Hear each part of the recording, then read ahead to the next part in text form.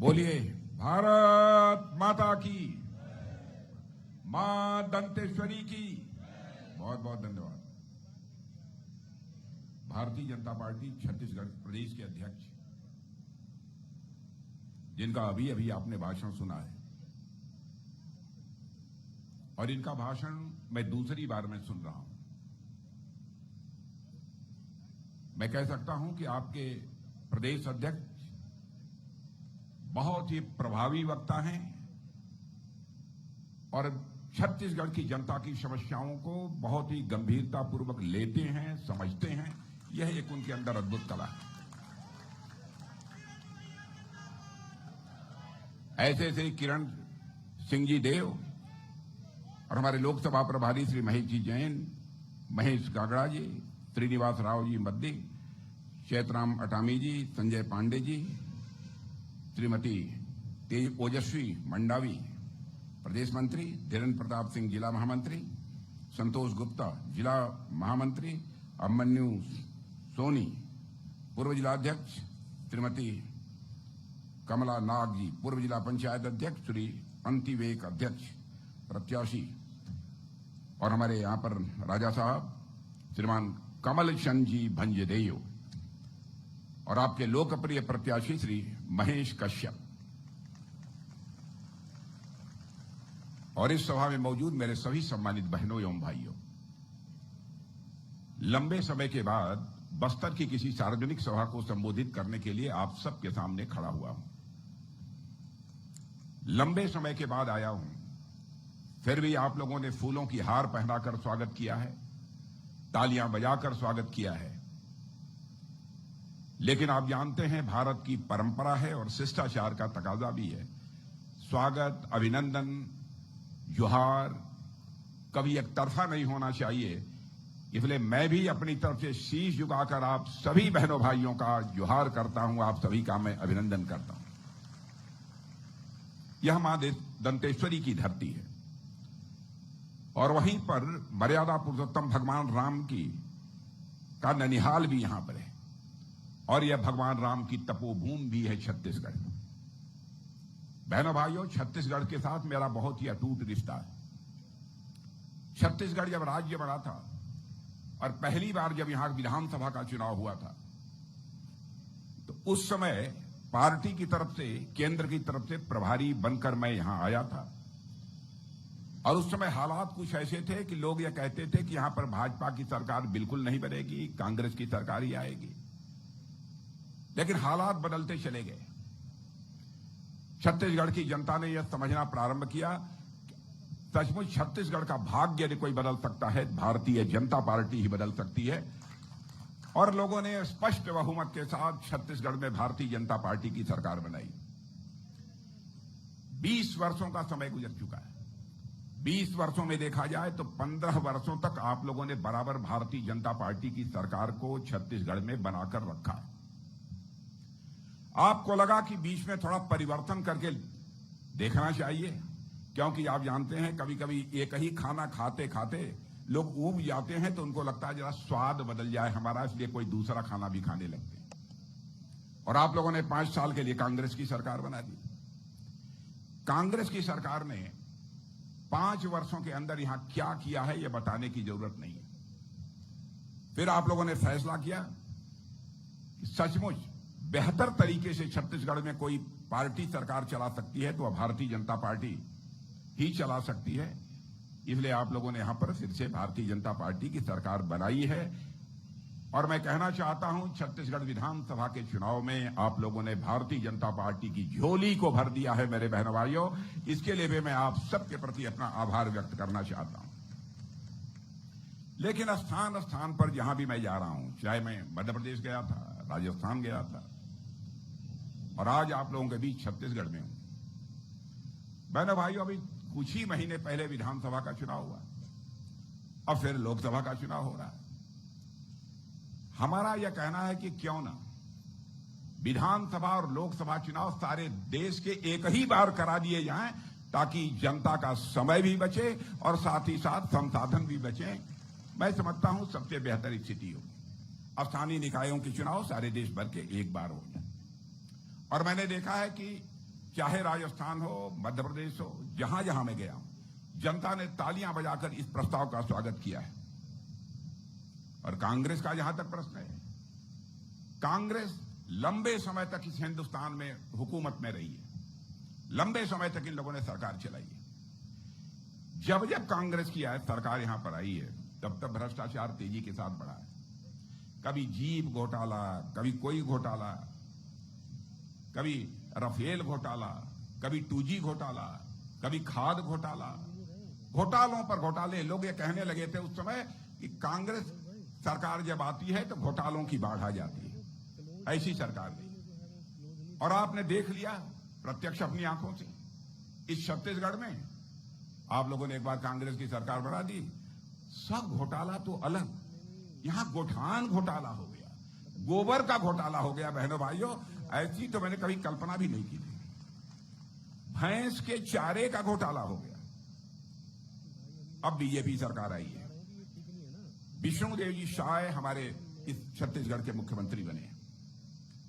और मुझे पक्का विश्वास है कि आप विष्णुदेव साय जी से अच्छी तरह परिचित हैं। बहुत ही सहज, बहुत ही सरल और काम करने वाले एक ऐसे नेता हैं शांतिपूर्ण तरीके से हमारे विष्णुदेव जी साय। और मैं पूरे पक्का विश्वास दिलाता हूं, दिल्ली में आप लोगों ने तीसरी बार फिर से मोदी जी की सरकार बना दी और यहां पर विष्णुदेव जी की साय के नेतृत्व में भाजपा की सरकार बना दी है। तो बहनों भाइयों, आप देखिएगा छत्तीसगढ़ का विकास कितनी तेजी के साथ होता है। और मैं दावे के साथ कह सकता हूं, यदि हमारा भारत यदि तेजी के साथ बढ़ रहा है और विकास की ऊंचाइयों को हासिल कर रहा है, तो इस भारत को विकास की ऊंचाइयों के तक पहुंचाने में हमारे छत्तीसगढ़ का भी बहुत बड़ा योगदान होगा। ऐसा मेरा पक्का विश्वास है, पक्का भरोसा है। हमारे प्रधानमंत्री का संकल्प है कि हम विकसित भारत बनाना चाहते हैं, ऐसा भारत जिसमें कोई गरीब शेष न बचे। कोई काम करना चाहता है तो उसे काम करने का अवसर मिल जाए, किसी को किसी भी प्रकार की जलालत और मुसीबत न झेलनी पड़े। एक ऐसे भारत का निर्माण करना चाहते हैं। और मेरे बहनों भाइयों, सचमुच हमारे प्रधानमंत्री ने तो करिश्मा कर दिया, करिश्मा किया। पहले हमारा भारत दुनिया में गरीब देश माना जाता था, जो गरीब देश थे उनकी कतार में हमारा भारत खड़ा था। भारत पहले कुछ बोलता था तो भारत की बातों को लोग बहुत ध्यान से दुनिया में नहीं सुनते, लेकिन आज भारत की हैसियत इतनी बढ़ गई है, भारत का कद इतना बड़ा हो गया है कि आज दुनिया के मंचों से भारत यदि बोलता है तो सारी दुनिया कान खोलकर सुनती है कि भारत बोल क्या रहा है। यह भारत की हैसियत सारी दुनिया में बन गई है। और बहनों भाइयों, पहले कांग्रेस सरकार दुनिया के दूसरे देशों के पास अपनी शिकायतों को लेकर जाती थी कि हमको फला देश से यह शिकायत है, फला देश से यह शिकायत है। लेकिन मोदी जी ने भारत को एक ऐसा भारत बना दिया है कि आज यदि किसी दो देशों में संघर्ष होता है दुनिया में, तो लोग बात करने के लिए आते हैं तो भारत के प्रधानमंत्री, आपके नेता मोदी जी से बात करने के लिए आते हैं कि समस्या का समाधान निकालिए, किसी तरीके से कोई न कोई रास्ता निकालिए। और कांग्रेस की सरकार के रहते भ्रष्टाचार तो पूछिए मत किस हद तक था, बताने की जरूरत नहीं है। छत्तीसगढ़ में आपने देख ही लिया, यहां पर कांग्रेस की सरकार थी, कितना भ्रष्टाचार हुआ है, यह भी आपसे छिपा नहीं है। और मैं दावे के साथ कहना चाहता हूं, बहनों भाइयों, इस आजाद भारत में जब जब कांग्रेस की सरकार रही है, बराबर हर सरकार के ऊपर कोई न कोई भ्रष्टाचार का आरोप लगा। लेकिन 10 वर्षों से दिल्ली में भारतीय जनता पार्टी की सरकार है। मेरे बहनों भाइयों, भारत ही नहीं, दुनिया का कोई व्यक्ति उंगली उठाकर नहीं कह सकता है कि हमारी सरकार के ऊपर एक भी कोई भ्रष्टाचार का आरोप लगा। और राजीव गांधी जी ने बड़ी ईमानदारी से एक बात स्वीकार किया था, वह थे कांग्रेस के, लेकिन प्रधानमंत्री थे। वैसे मैं किसी प्रधानमंत्री की आलोचना नहीं करता, क्योंकि मैं मानता हूं कि प्रधानमंत्री प्रधानमंत्री होता है, वह व्यक्ति नहीं होता है, वह संस्था होता है, उसकी आलोचना नहीं की जानी चाहिए। इसलिए आलोचना मैं नहीं कर रहा हूं। मैं ये कह रहा हूं, राजीव गांधी ने मजबूरी जाहिर की थी। हम क्या करें? हम दिल्ली से 100 पैसा भेजते हैं, 100 पैसा में बामुश्किल 14 पैसा लोगों के पास पहुंच पाता है और 86 पैसा यह भ्रष्टाचार की भेंट चढ़ जाता है। यह मजबूरी जाहिर की थी, लेकिन इसको चुनौती के रूप में भारत में यदि किसी ने स्वीकार किया है तो हमारे प्रधानमंत्री नरेंद्र मोदी जी ने स्वीकार किया है। और उन्होंने जनधन, आधार, मोबाइल, इन तीनों को मिलाकर एक ऐसी त्रिमूर्ति बना दी। बहनों भाइयों, आज यदि दिल्ली के बैंक से 100 पैसा चलता है तो 100 का 100 पैसा आपकी जेब में पहुंचता है। एक भी पैसा भ्रष्टाचार की भेंट नहीं चढ़ने पाता है। भ्रष्टाचार को भाषण देकर समाप्त नहीं किया जा सकता। भ्रष्टाचार को समाप्त करना है तो व्यवस्था में बदलाव लाने की जरूरत पड़ेगी। और मैं दावे के साथ कहता हूं, इस आजाद भारत में गरीबों की, पिछड़ों की, आदिवासियों की सर्वाधिक चिंता यदि किसी ने की है तो हमारे मोदी जी की सरकार ने की है। इसके पहले किसी ने इतनी चिंता नहीं की है। और हमारी अटल बिहारी वाजपेयी जी भारत के प्रधानमंत्री थे। आप लोगों को मालूम है आदिवासी की के प्रति कितनी संवेदना उनके दिल में थी, कैसा भाव उनके दिल में था। उन्होंने कहा कि भाई आदिवासी समाज के लिए एक अलग से मंत्रालय ही बना देना चाहिए। आजाद भारत में पहली बार आदिवासी समाज के लिए अलग से मंत्रालय बनाने का काम यदि किसी ने किया था तो हमारे आदरणीय अटल बिहारी वाजपेयी ने किया था। वह भारतीय जनता पार्टी ने किया, दूसरे ने नहीं किया था। और हमारे प्रधानमंत्री मोदी जी के आने के बाद पीएम जनमन, आदिवासी जनमन योजना जो प्रारंभ की गई है, आदिवासी समाज में भी जो सबसे पिछड़े हुए उनकी चिंता करने के लिए यह योजना प्रारंभ की गई। और मुझे याद है पहले जो वनोपज थे, वनों में जो चीजें पैदा होती थी उनकी जैसी उचित कीमत मिलनी चाहिए, हमारे लोगों को नहीं मिल पाती, हमारे आदिवासी भाइयों को नहीं मिल पाती। दिन भर पसीना बहाते थे, लेकिन उस पसीने की जो उनको कीमत मिलनी चाहिए थी वो नहीं मिल पाती थी। उसकी भी चिंता यदि किसी ने की है तो हमारे प्रधानमंत्री ने की है। और इतना ही नहीं, जो वनोपज हैं, वन में जो चीजें पैदा होती हैं, जंगलों से जो आप लोग निकालते हैं, महुआ हुआ, यह सब सारी चीजें, माड़ा वाड़ा, यह सब सारी चीजें, बहनों भाइयों, मैं दावे के साथ कहता हूं कि पहले से ज्यादा कीमत आपको इस समय प्राप्त हो रही होगी। कांग्रेस की हुकूमत में वह कीमत आपको प्राप्त नहीं हुई होगी जितनी की इस समय प्राप्त हो रही है। न्यूनतम समर्थन मूल्य एमएसपी भी पहले केवल 10 ऐसे वनोपज थे जिनकी मिलती थी, लेकिन हमारे प्रधानमंत्री मोदी जी ने कहा कि नहीं, वन में पैदा होने वाले 10 चीजों की ही कीमत नहीं मिलनी चाहिए, न्यूनतम समर्थन मूल्य नहीं मिलना चाहिए। उन्होंने उसको बढ़ाकर 10 से 90 कर दिया। 90 चीजें जो वनों में पैदा होती हैं उनका भी एक न्यूनतम समर्थन मूल्य प्राप्त होना चाहिए। यह हमारे प्रधानमंत्री जी ने की। आदिवासी समाज के लिए उनके मन में कितना प्यार है, कितना जज्बा है कि उन्होंने भगवान बिरसा मुंडा की चिंता पहले किसी ने नहीं की। भगवान बिरसा मुंडा की पहली बार जी किसी ने चिंता की तो हमारे भारत के प्रधानमंत्री मोदी जी ने चिंता की, बहनों भाइयों। और उन्होंने भगवान बिरसा मुंडा के जन्मदिन को जनजातीय गौरव दिवस के रूप में मनाने का उन्होंने फैसला किया। और मैं बतलाना चाहता हूं, जहां तक जनजातीय भाइयों का प्रश्न है, हमारे लिए वोट बैंक नहीं है। हम इनको वोट बैंक के रूप में नहीं देखते, हम इन्हें भारत के गौरव के रूप में देखते हैं, भारत के स्वाभिमान के रूप में हम देखते हैं। बहनों भाई, मैं तो रक्षा मंत्री हूं, मैंने देखा है कि हमारे बहुत सारे ऐसे आदिवासी भाई जो इस समय सेना में काम कर रहे हैं, गृह मंत्री भी रहा हूं, मैंने अर्धसैनिक बलों में भी अपने आदिवासी भाइयों को काम करते हुए देखा है। जहां पर सचमुच मजबूत कलेजे की जरूरत होती है, साहस की जरूरत होती है, शौर्य की जरूरत होती है, पराक्रम की जरूरत होती है, तो हमारे आदिवासी भाई सीने का बटन खोलकर उसका मुकाबला करते हैं। मेरे बहनों भाइयों, यह ताकत हमने आदिवासी भाइयों के अंदर देखी है। और जहां तक छत्तीसगढ़ का प्रश्न है, छत्तीसगढ़ के प्रति हमारे प्रधानमंत्री कितने संवेदनशील हैं, कितनी चिंता करते हैं। 35,000 करोड़ रुपए की योजनाओं का अभी हाल में ही उन्होंने लोकार्पण किया है और कुछ का शिलान्यास भी किया है। लेकिन कांग्रेस को क्या हो गया है? कांग्रेस के गठबंधन के लोग, एक आरजेडी पार्टी है बिहार की, उसके नेता ने यह कह दिया हम लोग प्रधानमंत्री होंगे तो मोदी जी को जेल डालेंगे। बहने भाइयों, उनके नेता स्वयं जेल में गए, उनके नेता स्वयं जेल में, अब वो हमारे प्रधानमंत्री को जेल में डालेंगे। और जानते हैं कि उनकी सरकार बनने वाली नहीं है, केवल जनता की आंखों में धूल झोंक कर जनता का समर्थन हासिल करने की कोशिश कर रहे हैं। भारतीय जनता पार्टी कभी भी जनता की आंखों में धूल झोंक कर नहीं, बल्कि जनता की आंखों में आंख डालकर उनका समर्थन हासिल करती है। बहनों भाइयों, ये लोग जनता को केवल गुमराह करने की कोशिश करते हैं। नई नई क्रांतियां इस देश में लाने का काम हमारे प्रधानमंत्री ने किया है। आप सब लोग यहां बैठे हैं, मैं जानता हूं हमारे आदिवासी भाइयों के लगभग अधिकांश परिवारों में सबके हाथ में मोबाइल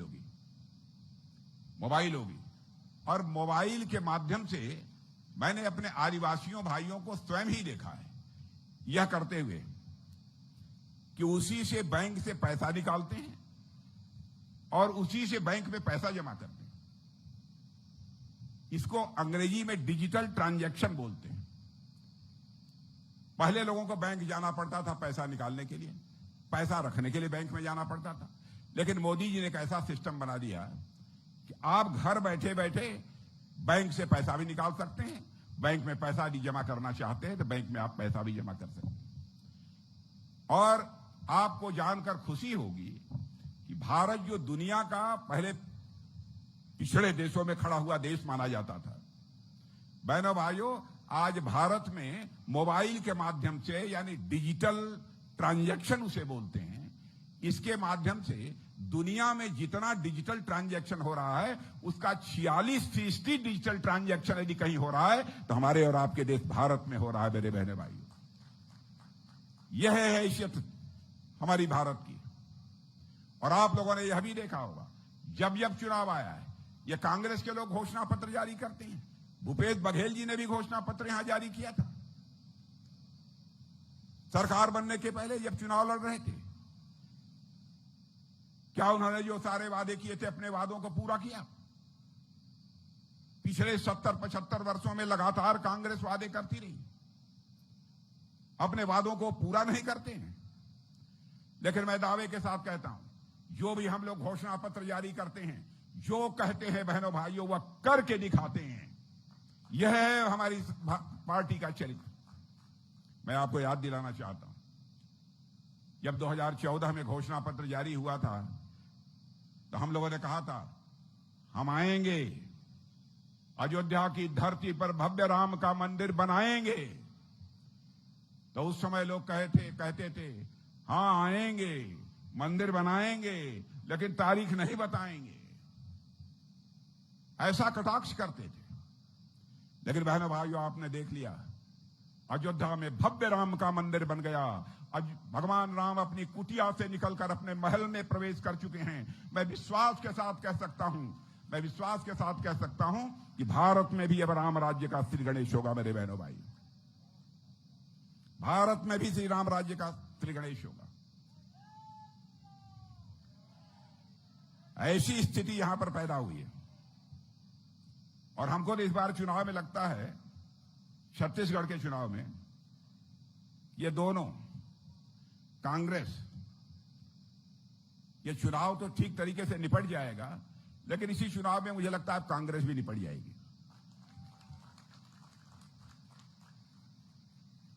क्योंकि आप लोगों ने बीच में 5 साल का उनको समय दिया था, भाई 15 साल यहां भाजपा की सरकार को देख लिया, अब जरा 5 साल जरा हम कांग्रेस की सरकार को देख लें। देख लिया आपने, उसका स्वाद आपको मिल गया। इसलिए मुझे पक्का विश्वास है चुनाव तो शांतिपूर्ण तरीके से हो जाएंगे, निपट जाएंगे, लेकिन इस बार छत्तीसगढ़ से कांग्रेस भी निपट जाएगी। हमको तो ऐसा ही माहौल चारों तरफ देखने को मिल रहा है, मेरा पक्का विश्वास है। और मैं तो कह रहा हूं कि छत्तीसगढ़ इस समय बोल रहा है, आमचो सरकार, आमचो मोदी, आमचो भाजपा, यह हर छत्तीसगढ़िया की आवाज है। मेरे बहनों भाई, मैं ऐसा मानता हूं।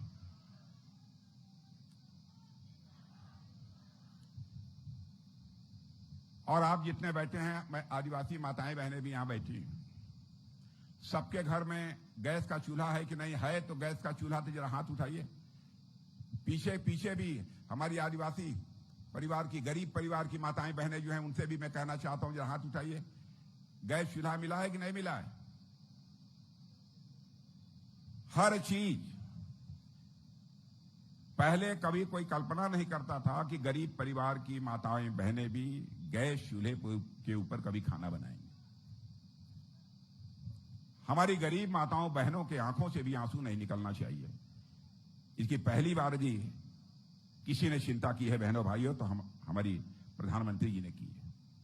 लोग कच्चे घरों में रहते थे, झोपड़ियों में रहते थे। 2014 में सरकार बनने के बाद प्रधानमंत्री मोदी जी ने कहा कि भाई हिंदुस्तान में एक भी परिवार शेष नहीं बचेगा जिसको अपना सिर ढकने के लिए पक्का छत मुहैया हो जाए। अब पता नहीं 5 साल यहां पर कांग्रेस की सरकार थी, उसने इस योजना को लागू होने दिया कि नहीं होने दिया। लेकिन नहीं लागू होने दिया तो सुन लेना, अब विष्णुदेव जी की सरकार आ गई है, भारतीय जनता पार्टी की सरकार। जिनको पक्का मकान नहीं मिला है, पक्की छत नहीं मिली है, उनको 3 साल के अंदर ही पक्का छत मिलकर रहेगा, पक्का मकान मिलकर रहेगा। बहनों भाइयों, मैं आपको विश्वास दिलाता हूं। यह बतलाइए कि आप लोगों के घरों में नल से पानी आता है कि दूर दराज कहीं दूसरी जगह जाकर आप घड़े पर घड़ा भर कर पानी लेकर तब आते हैं, अपनी पानी की आवश्यकताओं को पूरा करते हैं? घर में नहीं है ना? घर में नल है कि नहीं है? बतलाइए कितने लोगों के घर में नल है? जरा हाथ उठाइए तो। वाह, इतने लोगों के घर में है। शायद यदि 5 साल तक हमारी छत्तीसगढ़ में कांग्रेस की सरकार न रही होती, भाजपा की सरकार रहती बहनों भाइयों, तो मैं दावे के साथ कह सकता था 100% सबके घरों में जो है पानी नल के माध्यम से पहुंच गया होता। लेकिन कांग्रेस सोचती क्या थी? अरे भाई, मोदी जी की योजना है, मोदी जी की योजनाओं को मैं लागू कर दूंगा, कहीं बाद में लोगों को मालूम होगा कि यह सब सारा काम मोदी जी ने किया है, तो सारा का सारा वोट या मोदी जी को मिल जाएगा। इसी डर के मारे मोदी जी ने जो जो योजनाएं प्रारंभ की बहनों भाइयों, उन सब सारी योजनाओं को इन्होंने प्रभावी तरीके से लागू नहीं होने दिया। यह हालत है इनकी। अब इसी कांग्रेस की सारे देश में हालत यह होती जा रही है कि मुझे लगता है कुछ समय के बाद लोग पूछेंगे एक दूसरे से, 2024 के चुनाव के बाद कांग्रेस का नाम लेंगे तो 10-5 साल के बाद बच्चे पूछेंगे कौन कांग्रेस, कौन कांग्रेस। जैसे हमारे देश और दुनिया से डायनासोर लुप्त होता जा रहा है, वैसे ही भारत की राजनीति से कांग्रेस लुप्त होती जा रही है बहनों भाई। यह हालत इन लोगों की हो गई है। और भारत की ताकत तो निरंतर बढ़ती जा रही है। कभी कभी हिंदू मुसलमान का आरोप लगा देते हैं मोदी जी के ऊपर, भेदभाव करते हैं। बहनों भाइयों, आपको जानकर आश्चर्य होगा कि दुनिया के अरब के 5 देशों ने हमारे मोदी जी को 5 देशों ने, अरब के मुस्लिम देश है, अपने यहां का सबसे बड़ा सम्मान से किसी को दिया है तो हमारे और आपके प्रधानमंत्री मोदी जी को वह सम्मान देने का काम किया। यह है भारत की हैसियत।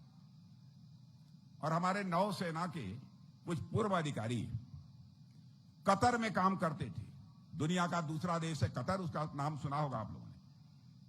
किसी कंपनी में काम करते थे, किसी मामले में वहां की सरकार ने उनको वहां की अदालत ने फांसी की सजा दे दी। जब हमारे प्रधानमंत्री को मालूम हुआ तो हमारे प्रधानमंत्री ने चटपट देर नहीं की और उन्होंने कतर के राष्ट्रपति को टेलीफोन मिलाकर बात किया कि हमारे देश के नागरिक, हमारे देश के नेवी के रिटायर्ड ऑफिसर जो वहां काम करते थे, उनको फांसी की सजा हो गई। तो बहनों भाइयों, भारत का प्रभाव देखिए दुनिया में, प्रधानमंत्री का प्रभाव देखिए कि वहां के राष्ट्रपति ने हमारे उन पूर्व अधिकारियों को जिनको फांसी की सजा हो गई थी, उन्हें चटपट उनकी फांसी की सजा माफ कर दी और वहां की जेलों से निकलकर वह भारत आ गए। यह है भारत की हैसियत, यह है भारत की ताकत। कांग्रेस निरंतर कमजोर होती जा रही है। यहां पर टीवी देखते हैं आप लोग कि नहीं देखते हैं? टीवी देखते हैं? टीवी में एक बिग बॉस का शो आता है, देखते हैं कि नहीं? बिग बॉस का शो कितने लोगों ने देखा है? देख, पीछे के लोगों ने बिग बॉस का शो देखा है कि नहीं? नहीं देखा होगा यार। कांग्रेस की हालत यही हो रही है इस समय। यह बिग बॉस का घर बनी हुई है कांग्रेस। एक दूसरे के कपड़े फाड़ रहे हैं, एक दूसरे के कपड़े फाड़ रहे हैं। बड़ी संख्या में लोग कांग्रेस पार्टी छोड़कर भारतीय जनता पार्टी की सदस्यता स्वीकार कर रहे हैं मेरे बहनों भाई, बड़ी संख्या में। और भारत की बढ़ती ताकत के कारण सारी दुनिया भारत की सराहना कर रही है। दुनिया में कहीं आज तक ऐसा नहीं हुआ कि 10 वर्षों में 25 करोड़ लोग गरीबी की रेखा से बाहर हो जाए, यानी गरीबी की संकट से उनको छुटकारा मिल जाए। पहली बार दुनिया में किसी देश पे हुआ है तो केवल और केवल भारत में हुआ है बहनों भाई। इसीलिए मैं कहना चाहता हूं, कांग्रेस तो अब जंग लगा हुआ लोहा हो गया। जंग लगा हुआ लोहा है कांग्रेस इस समय। इसलिए मैं आप सबसे अपील करना चाहता हूं कि भारतीय जनता पार्टी को भारी मतों से आप विजय दिलाइए। अभी आपके प्रत्याशी महेश कश्यप को मैं सुन रहा था, बहनों भाइयों, महेश कश्यप को मैं सुन रहा था और महेश कश्यप के चेहरे की ओर भी मैं देख रहा था। महेश कश्यप के अंदर गजब की चिंगारी हमको देखने को मिली है, गजब की चिंगारी देखने को मिली।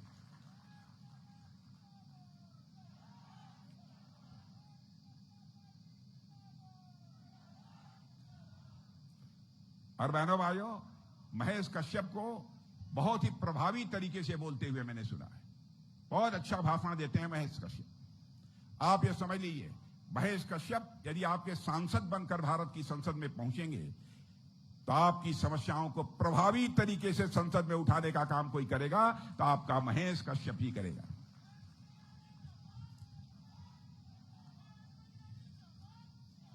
इसलिए बहनों भाइयों, मैं आप सभी से अपील करना चाहता हूं कि आप सभी महेश कश्यप को कमल के फूल का बटन दबाकर भारी मतों से विजय दिलाएं और उन्हें भारत की संसद में भेजें। यही अपील करते हुए और आप सबको धन्यवाद देते हुए अपना निवेदन समाप्त करता हूं। आप सबको बहुत बहुत धन्यवाद।